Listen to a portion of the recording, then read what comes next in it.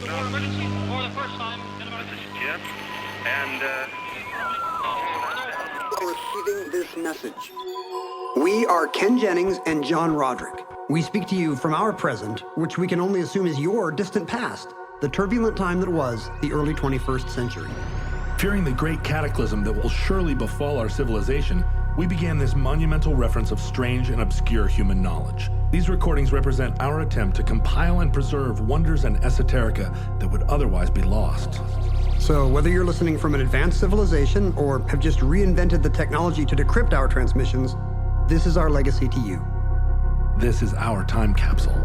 This is the Omnibus.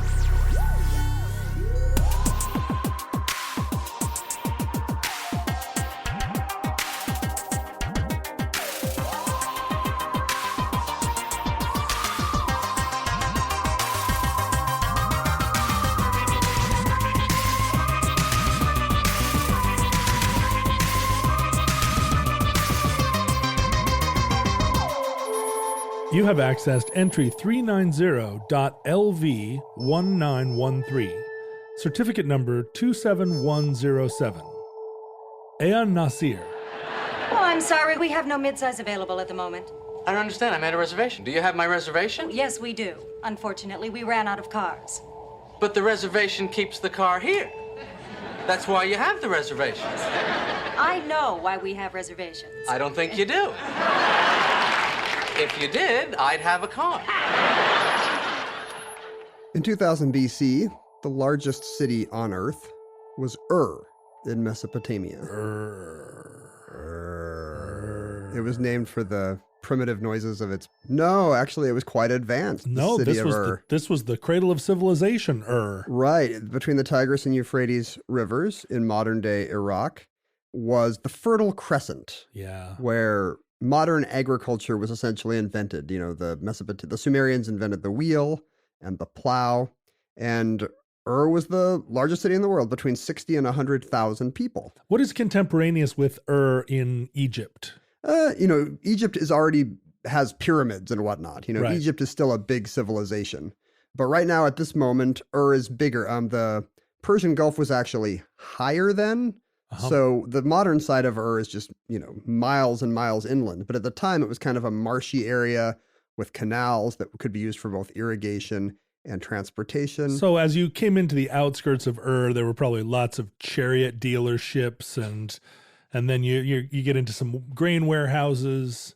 Yeah, some fried chicken establishments. Mm-hmm. There was... The whole valley would flood, which probably is what gave us our modern flood myth, because to them, this was the whole world. If the ocean rushed in and the valley flooded between the Tigris and the Euphrates, it was as if the whole world were underwater. I was under the impression that the flood myth may have come when the Bosphorus flooded when the dam broke there and it flooded the Black Sea. Ooh, that would be even bigger. Yeah, that would be a big, big flood. Right. We'll talk about that on a future omnibus. The point is, people had no idea. They just saw a lot of water and thought... Every time it rained, it seemed to them like it rained for 40 days and 40 nights, even if it was only like 4 days. I'm kind of like that, too. I'm like, this is the hottest day ever.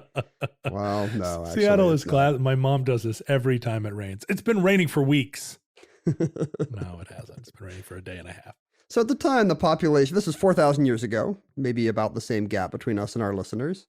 But we expect that our listeners will have evolved quite a bit more than we have evolved from the people of Exactly. We're still using wheels and plows. Right. The population of Earth at that time was, I think, about 27 million people. So if there are 100,000 people in Earth, that's 1 out of every 300 Earthlings. That's, it's by our standards, it's not a huge city. That's the size of Fayetteville, Arkansas, or Idaho Falls or something. Right. But what would its commensurate size be in modern terms? There are 7 billion people on Earth. In terms of proportion of the human race? It would be a city with 700 million people in it? Proportionally, it's about the size of Tokyo. 30 million people. The greater Tokyo area. Which is, that's about the population of the Earth then. 27 million people. Today, you can find that in and around Delhi or Seoul. Mexico City. Sure, but back then, that was everybody. And had the greatest density, and among other things, besides the invention of the wheel and plow and so forth, they invented writing. They invented cuneiform. Right, cuneiform was basically like, it was dots and dashes for all intents and purposes, right? Cuneiform means wedge shaped. So it's kind of these little triangle lines with triangles in them in different orders.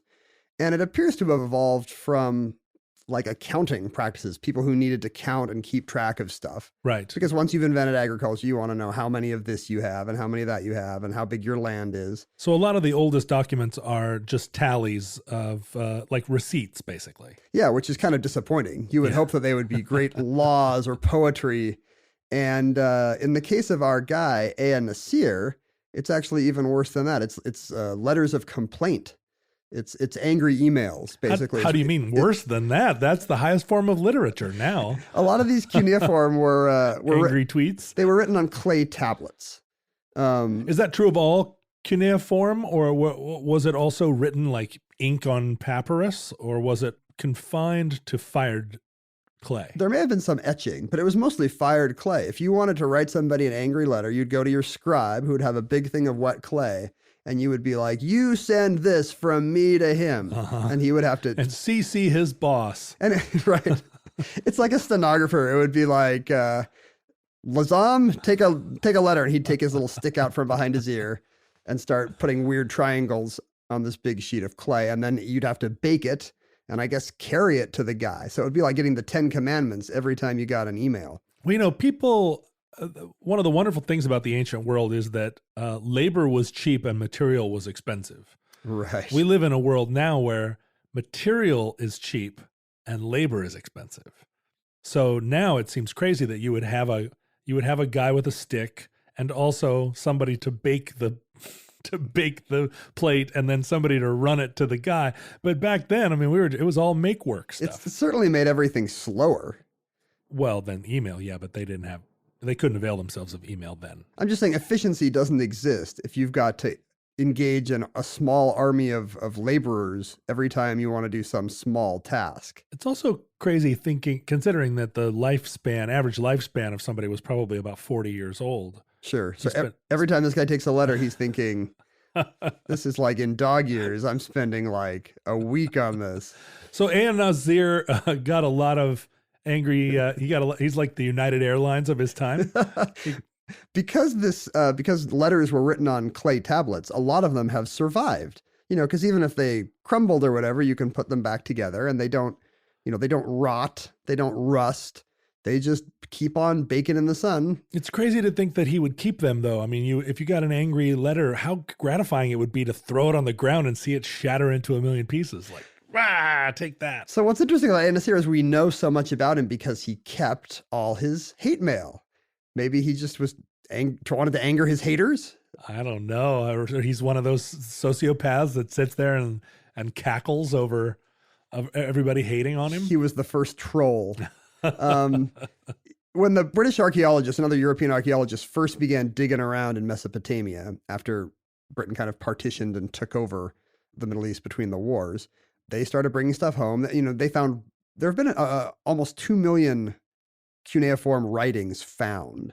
Wow. And, you know, because we live in an age where labor is expensive, most have not been translated. You know, a tiny, tiny fraction of these someone has actually looked at and read. Did cuneiform then venture out from Mesopotamia to become kind of a lingua franca of the whole region? It was used all over Sumeria, but it started to gradually it had evolved from, you know, kind of proto-writing, you know, a series of symbols, and it gradually evolved within the next 1,000 years, I think, into the Phoenician alphabet, which then became Greek and Latin and all of our stuff, right? So all of our writing, you know, including our modern Roman alphabet, eventually date back to cuneiform.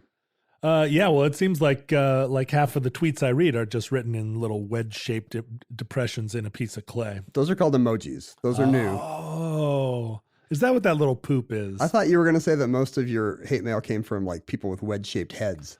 Well, no, what happens, a lot of my hate mail is hand-delivered, and it's like... It's on plates. It's not etched in the plate. It's actually rotten spaghetti. One of the great British archaeologists who was digging around the archaeological site of Ur then was a guy named Leonard Woolley. He was one of the first modern methodical archaeologists. He'd gone to Oxford with T.E. Lawrence of Arabia.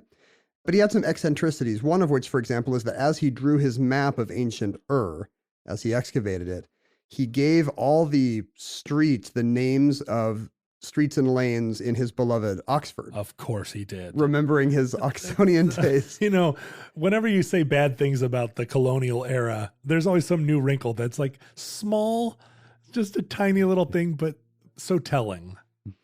Yeah, just when you thought you've seen all the things the colonizers can do, here's something new and appalling. I've seen this map of, I think, John Smith exploring the coast of Virginia. And every time he sees a little inlet, he just names it after some place in Devon or whatever. Like, this is West Fork or whatever. You know, they didn't even go ashore there. There's no Indian village there. He just wanted to give everything the most humdrum name imaginable. And this was true of Leonard Woolley. One of the houses he was very interested in excavating because it had a high number of clay tablets was number 7 Church Lane. That would be its corresponding Oxford address. But it was just a city street in Ur from 4,000 years ago. And it was the home of a guy named Ea-Nasir, who apparently kept all of his clay tablets where he got angry communication from his business partners and creditors and guys he'd ripped off. So we have some evidence that this guy was maybe the worst businessman of his time. Was it a big house? I mean, was he a prosperous merchant? Yeah, the house is quite large, and there's evidence in the tablets that he's a member of the Alec Tillman, which was a merchants guild who did big business with Dilmun. That would be down the coast, down the Arabian coast, the southern coast of the Persian Gulf. Dilmun was a region that controlled all of the ports along there. In a lot of the Sumerian epics, it's like an earthly paradise where nobody grows old, nobody dies, predators don't eat their prey. And it might be the source of our Garden of Eden. The lion and the lamb lay down together. Exactly. The Sumerians believed that was literally happening in Dilmun. But maybe Ea-Nasir did not believe that because he was actually trading with Dilmun. Right. He was an importer-exporter. He knew what a cesspool Dilmun really was. Right. He didn't believe the hype on the travel posters. He was importing copper. This was the Bronze Age. Mm-hmm. You need copper if you're going to make bronze. In my opinion, there's 2 main things you need to make bronze. You want some copper. Yeah. And you want some tin. That's kind of a controversial opinion. I don't know. I would call it tipper if I were going to name it. Instead of copper. But they called it bronze. What were the proportions of copper to tin in bronze? I've never made bronze. Bronze is one of the many alloys that I have never made in some kind of home foundry. How do you know how to make bronze? Yeah, bronze is, copper is a really bad metal to use for axes. It's too soft. But if you add tin to it, a little bit like 10% tin, you can... a smidgen of tin? Just put a smidge of tin in there. It becomes bronze, which is harder and or more ductile. It's a more useful... In fact, originally it was arsenic that they put in with copper. Really? Yeah. Then they kept licking the wheel and the plow and they would just die. Well, and the arsenic fumes as they were mixing it. So then they figured out those are toxic, arsenic fumes. Luckily, labor's cheap back then. That's right. That's the beauty of living in a time when materials are expensive but labor's cheap. You could just kill 50 people to make one axe. Yeah, for 500 years they used arsenic and it wasn't a problem. But then they started mixing tin, and then that was they're always experimenting with alloys, those crazy ancients. That's how Ur got to be the biggest city in the world. They just stopped killing thousands of people every year. All of a sudden, licking their axes. Their population went crazy.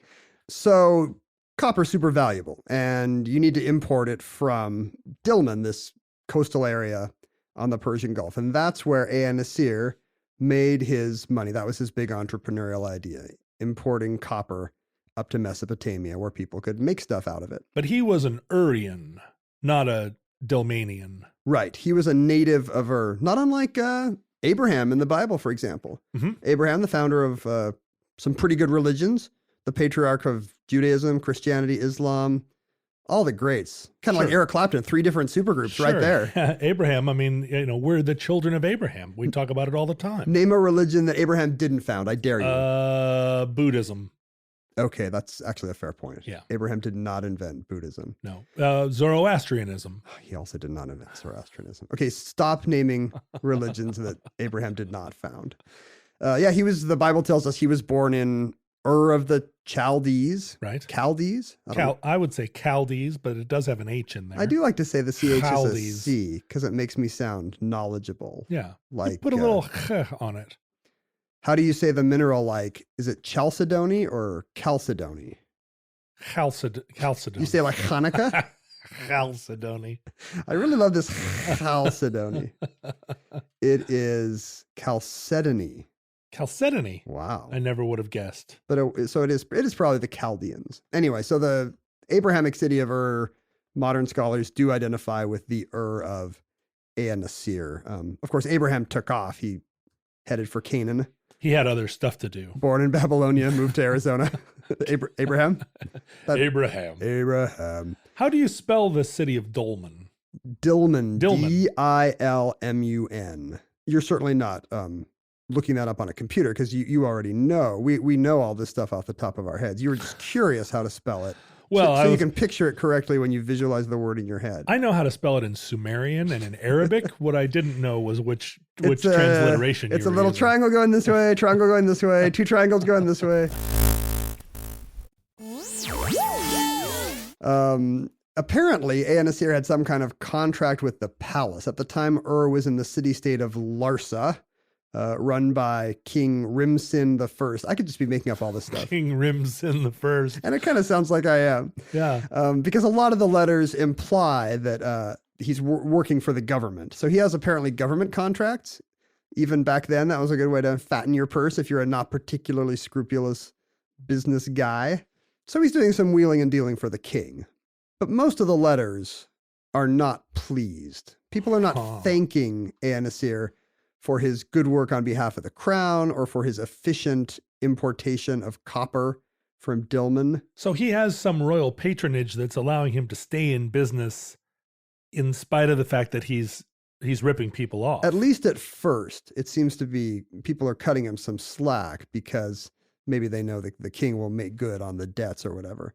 But the creditors start to get unhappy. So we have all these texts. So you can read exactly, even though this guy has been dead for us 4,000 years, for you perhaps 5,000 or 6,000, we can read exactly what all his enemies thought of him.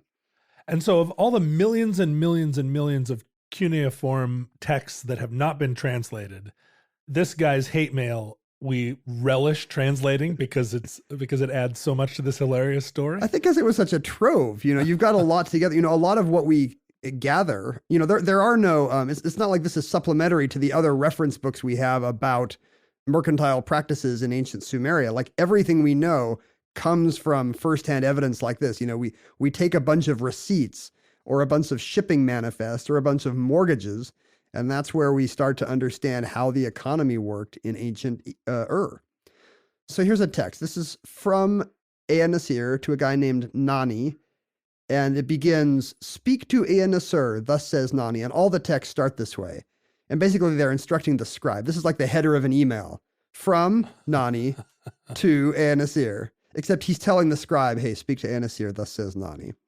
And it begins like this. "Now when you had come, you spoke thus, saying, I will give good ingot to Gimel Sin." Yeah, I'll give good ingot to Gimel Sin. I say that all the time. That's what I hear. "This you said to me when you had come, but you had not done it." So he's reminding him, hey, you said you'd give Gimel Sin all these awesome copper ingots, and guess what? Nothing. Right. "You have offered bad ingots to my messenger." Ooh, so dog. Ea-Nasir is doing some kind of ingot bait and switch. Well, this is a thing. I'm going to start saying bad ingots. You're going to I'm going to start. go on Twitter and just be like, oh, those are bad ingots. That tweet is a low quality ingot. I came on here with the promise of good Twitter ingots. So apparently when Ea-Nasir gave the bad ingots to his messenger, he said, this is a direct quote from the tablet, "If you will take it, take it. If you will not take it, go away." Wow. Tough talk. Strong words. Ea-Nasir had been reading some kind of, the Forceful Businessman bestseller on a clay tablet. And he had learned how to negotiate with tough tactics like, "If you will take it, take it. If you will not take it, go away." Sounds like he's read The Art of the Deal.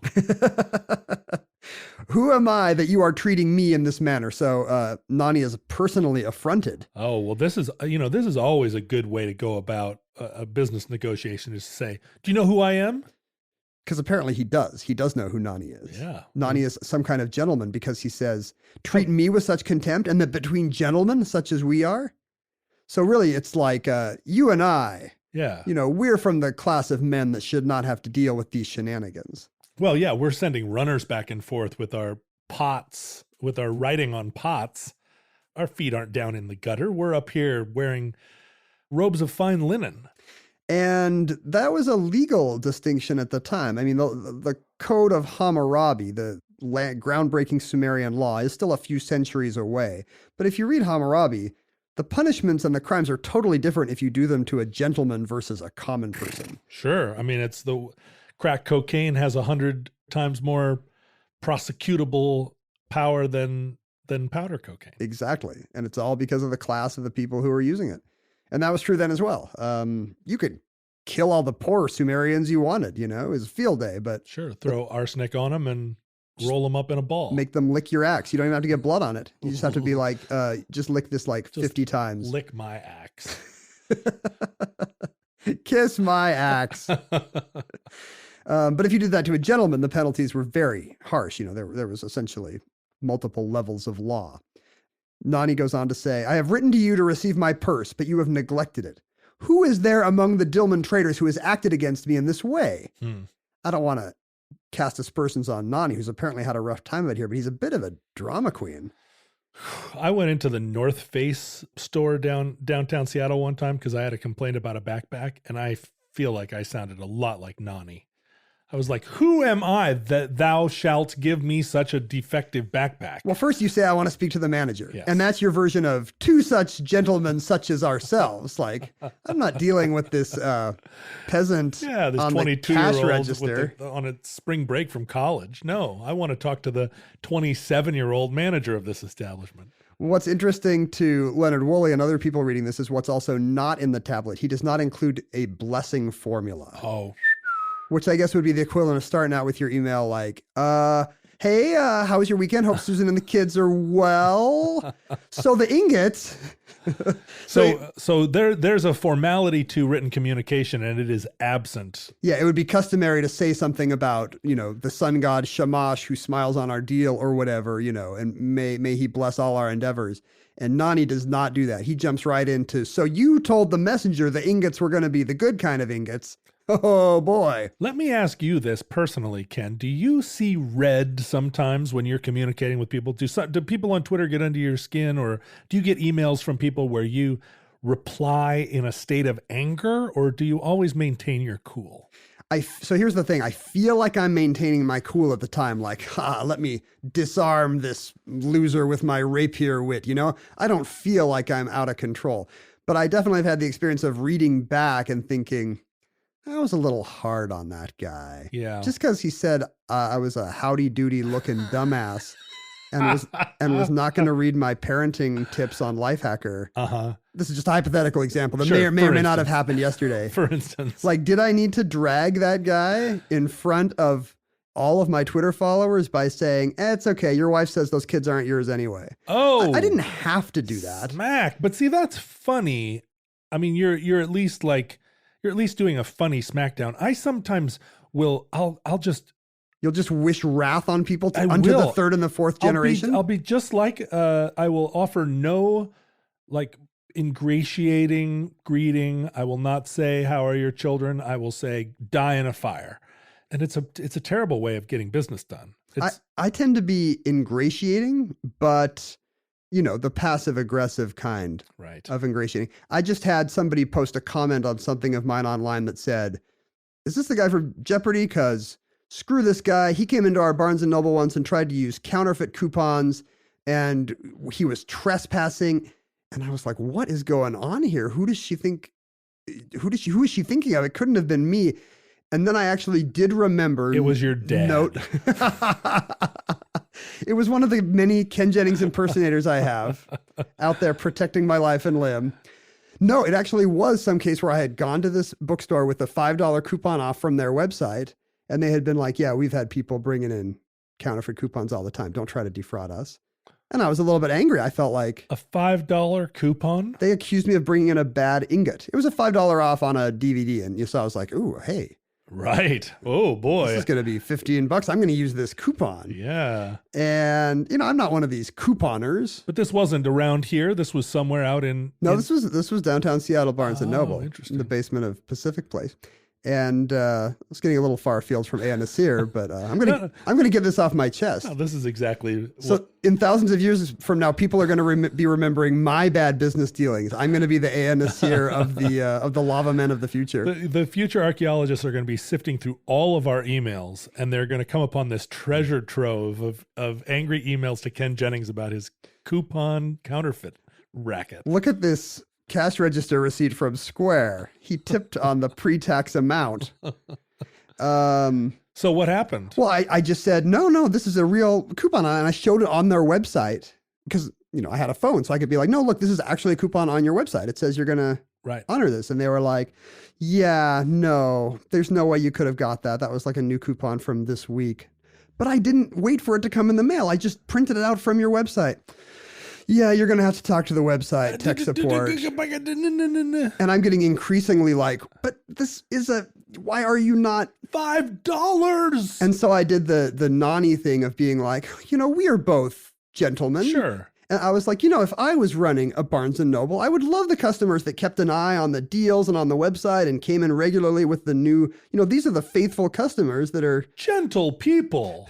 Do I speak not the truth? We must rise above these petty disagreements. So you're trying to do the meta thing where, hey, I'm Barnes & Noble managerial material like you. Surely we can come to some understanding. And she was just not having it. She felt like you were weaseling. You were doubling down. Yeah, and years and years later, I found out she still thinks I'm a scofflaw who was trying to cheat Barnes & Noble by changing the dates on coupons or something. Did you communicate to her and say like, hey, it was all a misunderstanding. Can I buy you coffee? Can I send you $5? No, I just replied and said, what? Because people were commenting on it. People were like, wait, what? Ken was trying to cheat Barnes & Noble with bad ingots? And I was like, yeah, that was one of the worst customer service experiences of my life. Like, you guys were awful. Good. And I left it at that. Good. But I feel like my attempt to be Nani and be like, surely we can work this out as the professional class did not actually work. No, sometimes you have to pull your scimitar out of its scabbard and rattle it. That's what I thought I was doing with my phone. I was like, this is my weapon. Right. My smartphone will show you this coupon is real because look at the URL. Yeah. It was not working. This is happening all the time. People are bringing in these counterfeit coupons and getting $5 off. That's what I'm wondering. How many people had to ruin her life so that she called me a crook? Nani goes on to say, we could just spend the whole rest of the show talking about our customer service anger. Right. But here's what Nani says. You have treated my messenger with contempt. And further, with regard to the silver that you have taken with you from my house, you make this discussion. Oh, the silver is the money. That's money. So that's what is going to buy the copper. Right. They're using silver to buy copper. It's confusing. It seems like they're kind of downgrading. In the future, many, many, many, many millennia from now, when their form of exchange is just like this like manufactured meat that we're just working on now. Like 3D printed 3D printed meat stuff. I feel like this is the money of the future. Fake meat? Fake meat. It'll be a spam-based currency. Right. That'll be the cryptocurrency of the future, spam coin. So they'll be like trading fake meat for, well, I mean, whatever else they need, right? Not real meat. Lubricant and They're robots? fertilizers.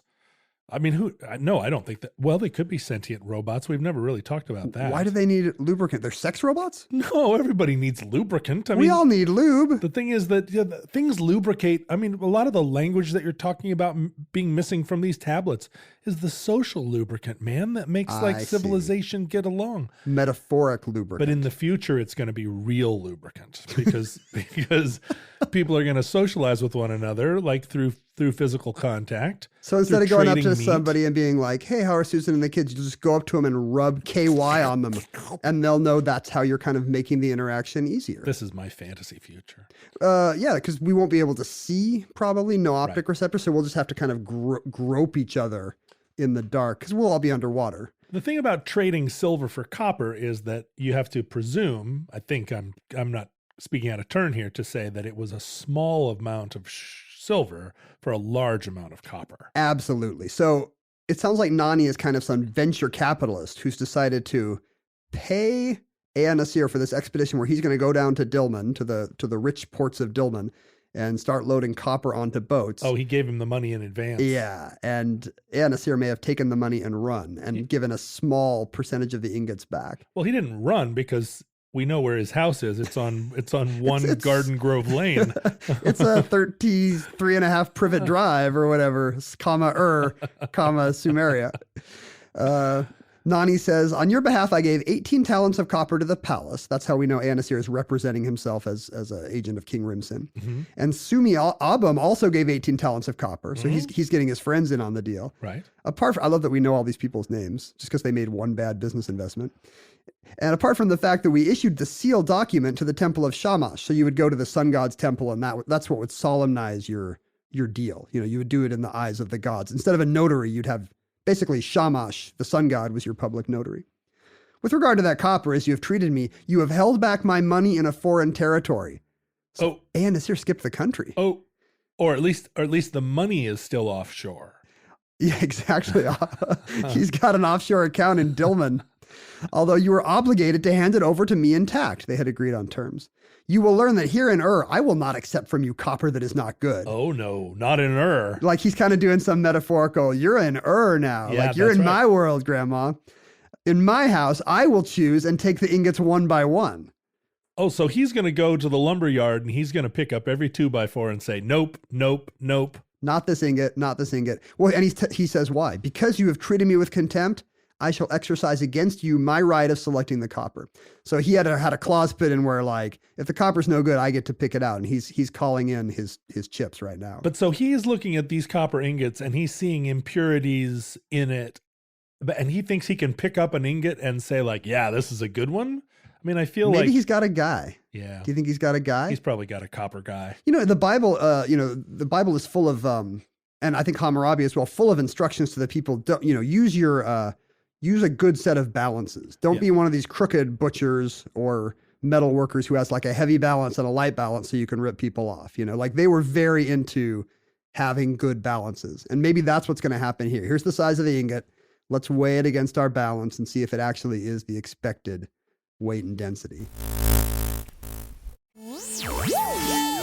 So much of commerce is sort of structured around ideas of fairness and protecting yourself against cheats.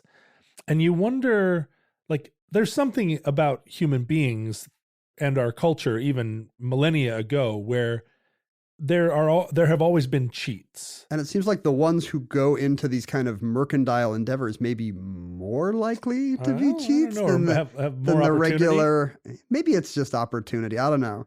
But it's interesting to think like how much our system of dealing with cheats and our system of protecting oneself against cheats was also a system that evolved over time. I mean, the first person that was ever cheated was Cain. he made what he thought was a nice sacrifice. Look at these nice veggies. Yeah. Oh, not wait. enough. Yeah. Not enough. And Cain. then he got mad. Yeah. But so we're watching here on these cuneiform tablets, part of our own patrimony of working out how to deal with this. Because Ea-Nasir, obviously, I mean, you're not leading up to a series of tablets that were found where justice was delivered unto Ea-Nasir, right? It seems like he got away with this. Yeah, if there's a tablet, maybe there is no tablet where he makes good on the debts, but for whatever reason, he kept all the ones where people are complaining, and there are a lot. There's, it looks like well over a dozen of these, and they're from different people.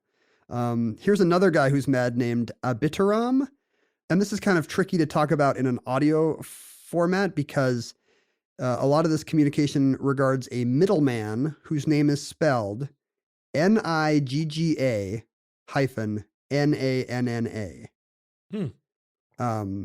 So we would put a lot of asterisks in that word if we were to write it. Nija-Nanna. Yeah, we could say Nija. Nija-Nanna. Even though it is probably not He was probably not a Nija in Paris.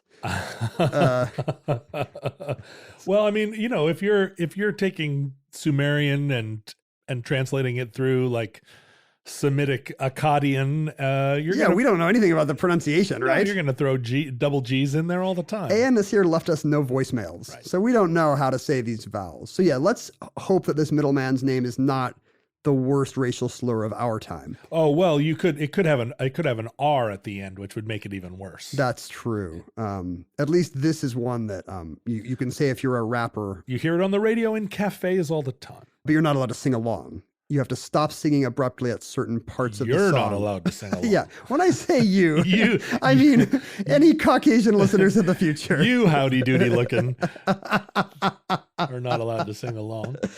Here's what Abitaram says about how Nija Nana has been mistreated. This silver and its profit, give it to Nija Nana. I have made you issue a tablet. Why have you not given the copper? If you do not give it, I will bring in your pledges. So there's some kind of mortgages or loans that this guy can call in. He's going to bring in the pledges. He can bring Ea-Nasir's world crashing down on his head. And it's all about copper. He's not trading grain. He's not trading donkeys. He does branch out later after a bunch of these. Well, yeah, probably he got run out of the copper business. Here's one from Imki Sin. Shamash bless your life. So at least this one starts with the blessing formula. Give good copper under seal to Nija Nana. Now you have had one issue 10 shekels of silver. In order that your heart shall not be troubled, give good copper to him. Yeah. He's appealing to his sense of well-being. Come on, give him good copper. You're going to sleep well at night if you just give Nija Nana some good copper. Do you not know how tired I am? Wow, that's probably like, this has been our third letter advising you of this matter, sir, Right. And when you arrive with Itsurabi, so that's how we know that Ea-Nasir has a partner. When you arrive with Itsurabi, take it away and give it to Nija Nana. Yeah. So he's just saying over and over. Please. We've gone over this several times. Do you not know how tired I am? Just give it to Nija Nana. Just please. All I want right now. Here's another guy named Appa who's apparently using the same middleman. Imki Sin, Abitaram, and Appa are all using Nija Nana, who must be some kind of nexus or escrow agent. Appa says, this copper of mine, give it to Nija Nana, good copper, in order that my heart shall not be troubled. They're so dramatic here in They're speaking from the heart. Well, how much of our business stuff is just a voice we can put on, like, it is my duty to advise you. We just have all these phrases that we use. Right. And I'm sure that's what these phrases are to them. Like, they have not invented this kind of legalistic version of Sumerian or whatever they speak. But they're all emotional appeals. Right. And it's interesting how they don't mask the actual relationship level of the deal under a level of contracts and formality like we do. Right. Like what they're really saying is, this is keeping me up nights. This is very stressful. The ingots are not good. But no one is threatening him with really violence they're threatening him with like, I'm going to uphold the terms of this contract. I'm allowed to call in some loans here. Like, yeah, this is an advanced people who are not going to just cleave him in two if he doesn't deliver the ingots. But there's kind of, there's no appeal to like a law enforcement aspect. No one's threatening him with, could there be like debtor's prison? You'd think, right? Sure. Or maybe they're too polite to mention it. Yeah, perhaps so. This is the early stage. These guys think of themselves as friends. These are the guys at the golf club being like, hey, I've got an opportunity for you, Abitaram. Like, I'm going down to Dillman and I'm going to get some ingots. Some good copper. I'm not going to bring you those bad ingots. Remember that time we did with Nija Nana where you got the bad ingots. And apparently he's working in finished goods as well, because in this note from Appa, he reminds him that he's also owed 1 copper kettle, which can hold 15 ka of water. And then he's also owed 10 minas of other copper. So he's working in finished copper goods now as well. And this is what the first evidence that Ea-Nasir is sort of branching out. We later see him exporting fabrics to Dillman. Mm-hmm. There's evidence that he gets into land speculation, real estate, money lending, secondhand clothing. Secondhand clothing? So, a man after my own heart. Yeah, he's thrifting. So, I don't know if that means the copper deal didn't go well, or if he's just one of these guys with a finger in a lot of pies. I was just in San Francisco last week, and I was speaking to some kind of... like a finger in the pie organization? Yeah, I think it was called FITP. Uh-huh. it was a bunch of guys who non-ironically refer to themselves as thought leaders and influencers. Oh, dear. I think some of them might have been saying influencer with the accent on the second syllable. Influencer. So they're not just... Wow. They're not just influencing, they're influencing. Times are changing so fast. How am I going to know how differently to interact with an influencer? By the time you go there next, it's going to be the influenza. It's going to be like the disease. Anyway, and all these guys were talking about how they're on their 20th startup or whatever, and you realize these guys just love the next thing, the new thing. Well, I think it's always been a component of business that there are certain percentage of business people who just like doing business. It doesn't matter in what. They're not actually interested in making a particular thing, in solving problems for people, in creating a good customer experience. They just want to be doing business, and they would sell like ground up roaches if there was a market for them. The business of America is business. That's what Calvin Coolidge once said, probably to his pygmy hippo or Dorothy Parker. I think we've covered this in past entries in the omnibus. Yeah, he said it to Billy. He whispered it in his ear. What's good for General Motors is good for America. I can only tell this to you, Billy. You'll never tell. Billy bubbles happily. But yeah, that's kind of the modern view of America. Like, we don't make ingots anymore. Like Bruce Springsteen said, they shut down the ingot factory. And now the business of America is just business because that's where we get our kicks. They shut down the ingot factory and put up a parking lot. So all did not apparently go well for Ea-Nasir. One hint is that he's having to get into all these other businesses. But the main evidence is something that Leonard Woolley himself found when he excavated Ea-Nasir's house. It's clear that sometime later in his life, a bunch of his house was partitioned away from him and incorporated into the house next door. These are like row houses. So walls were actually moved and house layouts redesigned to put Ea-Nasir in a smaller living space. And what Woolley took away from this is that he did not come back from Dillman and live the affluent retirement, or affluent, as they say in San Francisco. He didn't prosper from his misbegotten ways. No, that he actually, his creditors did catch up with him, that as a result of all these angry communications, that he actually lost part of his house, which makes me wonder why do you think he kept all the tablets? Why does this guy keep all his hate mail? I imagine if he was really like doing bad deals, that they were maybe trophies. Like, there are all kinds of... I do the best deals. Well, and also, I mean, just like he might have felt some strange pride in how much he affected the other people he did business with. Yeah, if he's not a scrupulous guy, this is his trophy heads. These are his deer heads of all the stuff he got away with. These are the guys that fronted him money, and he frittered it away in Dillman. And what were they going to do? It's like my shoebox full of the driver's licenses of all the people I've killed. It's like the shoebox I have of forged Barnes & Noble coupons. And that concludes Ea-Nasir. Entry 390.LV1913. Certificate number 27107 in the omnibus. In the unlikely event that social media still exists in your era, futurelings. Which it could if, for example, I were to etch all my tweets into clay and leave them around my house. Well, that's what I'm going to do, I think. One of the wonderful things about future lubricant is that it will also be conductive and psionically conductive. So people will just lube up, touch each other, and they'll be able to know one another's thoughts and feelings. But does that mean they can touch like my old laptop and read all my tweets and see all my Instagram pictures? I think everyone that you have ever interacted with will keep a biorhythmical memory of you that will contain all of your experience. And that will get passed down through the generations? And then your children's children's children. And so somewhere in their DNA. Once the lubed up tentacles of futurelings embrace one another, they'll be able to feel all of the hate mail that you've ever received from Barnes & Noble echoing through time. Here's my issue. Like, are they going to be so goopy they can't pick up any of this stuff? They're going to find my house. They're going to find out all my printed out tweets on clay tablets, and they won't be able to, they'll just keep slipping through their tentacled hands. Well, they won't need to pick it up. So if they find the omnibus buried, right, they will not be able to lift it out of its hole because they'll just keep getting slime on it, but they can just touch it all that needs to happen is one being touches it, and then every other being touches that being. This is going to be so great for data retrieval because really we nice. have hours of recordings now, but they're not going to have to sit around and listen on their commute.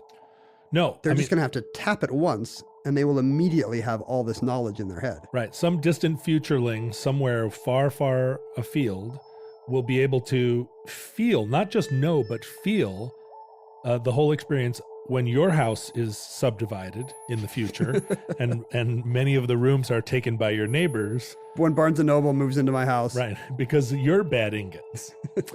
But futurelings, for your edification, in case I mispredict this, and in fact, everything on the omnibus is eventually transcribed back into cuneiform. Or if you're just out of goop. If you're out of goop, if you can't get, if you the future Ea-Nasir is actually a goop merchant and is bringing bad goop from down on the Gulf. Or if the goop store is closed and you don't want to wait till 10 tomorrow to listen to our tweets. Well, the goop store is where I get so many good recipes. That's where I learned about my coffee enemas.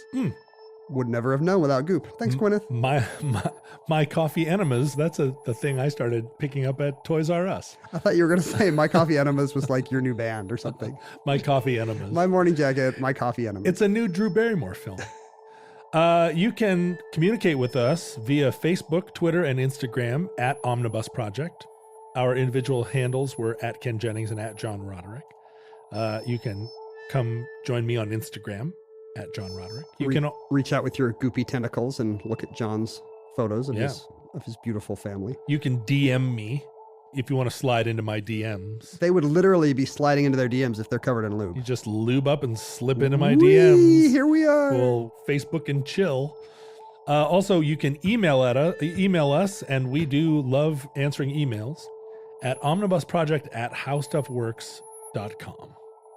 Also, on Facebook, we have a wonderful group of people called the Futurelings, the Omnibus Futurelings on Facebook. Tapping away at us with their slimy tentacles. Actual sound effect right there of people typing at us. That's actually what I imagine when people talk to me on Twitter. I imagine the sound. It's a lucky break for our ASMR listeners. Listeners, ASMR and otherwise, from our vantage point in your distant past, we have no idea how long this civilization will survive. Soon we will all be rubble like the Sumerians. We hope and pray that the catastrophe we fear may never come, at least until I have all my tweets etched into clay tablets. But if the worst comes soon, this recording, like all our recordings, may be our final word. But if Providence allows, if the sun god Shamash smiles on our endeavors, we hope to be back with you soon for another entry in the Omnibus.